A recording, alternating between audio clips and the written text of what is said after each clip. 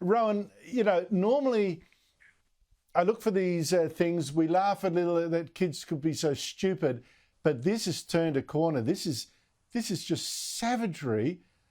It frightens me. It frightens me. Here's another example, by the way, from the protests at America's Columbia University. We are Hamas! You're Hamas, wow. What do you think's going on, Rowan? Well, it is evil, Andrew. Anyone who can shout out "We are" or "I am Hamas" is basically saying, "I'm prepared to behead babies. I'm prepared to rape or see women raped in front of their dying children and then murder them." Is prepared to say, "I glorify in a woman being mass raped, butchered, her body broken and paraded in front of jeering mobs." So if you say "We are Hamas" or "I am Hamas," you are saying, "I am that sort of person. We are those sort of people," unequivocally.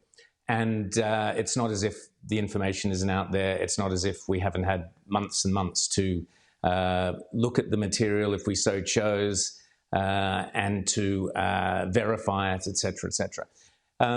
This is a terrifying moment in Western history.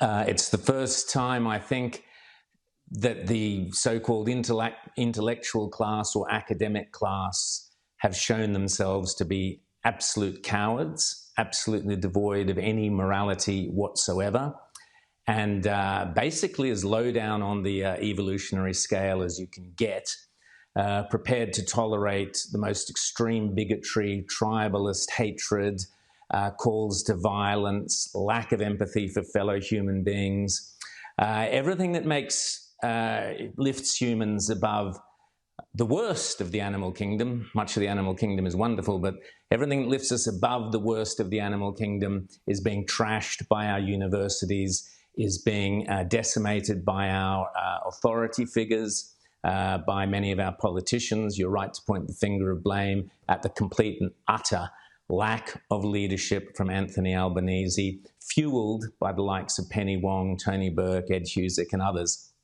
who are pandering to this kind of tribalism for the most base political motives. They make me sick, and they should make all Australians sick.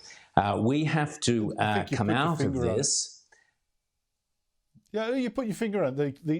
You know, society doesn't fall just because there are outside enemies. It falls because it's filled with cowards who will not defend the values on which that society rests. And that is exactly what we're seeing. But Rowan, I still think it's important to underline, you know, not to sit here and tremble and magnify their power, but to underline how stupid they are, how vicious so many of them are, how entitled they are, absurdly entitled, so out of touch with reality. I want to give you a comic example. Here's one of the leaders at the protest at America's Columbia University, very prestigious, where students broke into its administrative wing, its hall. They kept 3 cleaners prisoners for a while, would you believe, and then demanded the university send them all food. Well, I guess it's ultimately a question of what kind of community and obligation Columbia feels it has to its students. Do you want students to die of dehydration and starvation or get severely ill, even if they disagree with you? If the answer is no, then you should allow basic, I mean, it's crazy to say because we're on an Ivy League campus, but this is like basic humanitarian aid we're asking for. It seems like you're sort of saying, we want to be revolutionaries, we want to take over this building, now would you please bring us food? In fact, Rowan, the administrators of Columbia University finally hardened up, and they sent the protesters not food but armed police who busted in, cleared them out, arrested people. It took too long, but what I'm looking for is university bosses here taking firm action as well.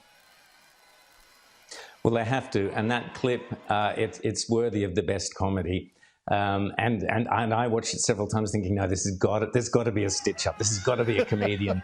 This has got to be Army Horowitz or Arvie or someone doing a joke. But no, it was the real thing. She's the real deal, and she's got she's doing a course in all sorts of mad, kind of crazy Marxist combined whatever studies. The answer here is yes, the vice chancellors have to restore a modicum of morality to their campuses. But that will only come. My experience of the vice chancellors is they're a pretty greedy, cowardly mob, and they will only be swayed when people stop employing people from their universities.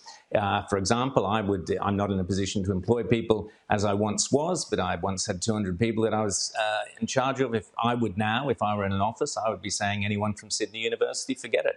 Unless you can prove to me that you are not infested with that mindset, you won't get a job here. So it's up to employers, it's up to donors, to the universities and others to put the pressure on the universities, Andrew.